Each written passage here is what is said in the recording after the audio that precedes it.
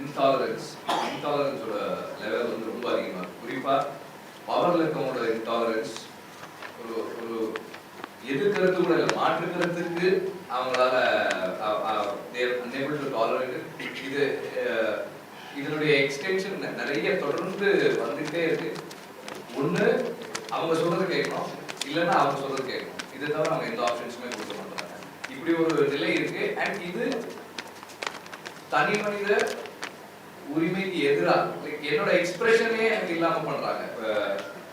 இப்போ social மீடியாவுக்கும் censorship பேசுறாங்க. அதெல்லாம் வந்து அடுத்தடுத்து இதெல்லாம் பண்றதுக்கு தான். நம்ம வந்து பிசிக்கலா பண்ண முடியாமல் போகும்போது நம்ம திரும்ப ரீக்ரூப் ஆகிறதுக்கு வேற இடத்துல வந்து அங்கேயும் அவங்க சென்சர்ஷிப் கொடுக்கறதுக்கு தான் இதெல்லாமே ட்ரை பண்ணிட்டு இருக்காங்க. தொடர்ந்து இது நடந்திருக்கு. அண்ட் ஆஃப் லேட் இது ஒரு இந்த முறை இந்த இன்டாலரன்ஸ் வந்து it is dividing people instead of uniting people. மக்களை பிரிச்சுக்கிட்டே இருக்கு. அவங்க தெரியாமலே வந்து மக்களுக்குள்ள அவங்க வந்து பெரிய ஒரு டிஃபரன்ஸை உண்டு பண்ணிக்கிட்டே இருக்காங்க. நமக்குள்ள பெரிய யூனிட்டிக்கான சூழல் உருவாகிட்டு இருக்கு.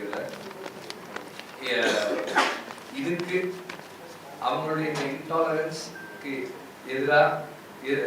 எதிராக தான் இந்த ப்ரெஸ் மீட் நினைக்கிறேன் நான். அண்ட்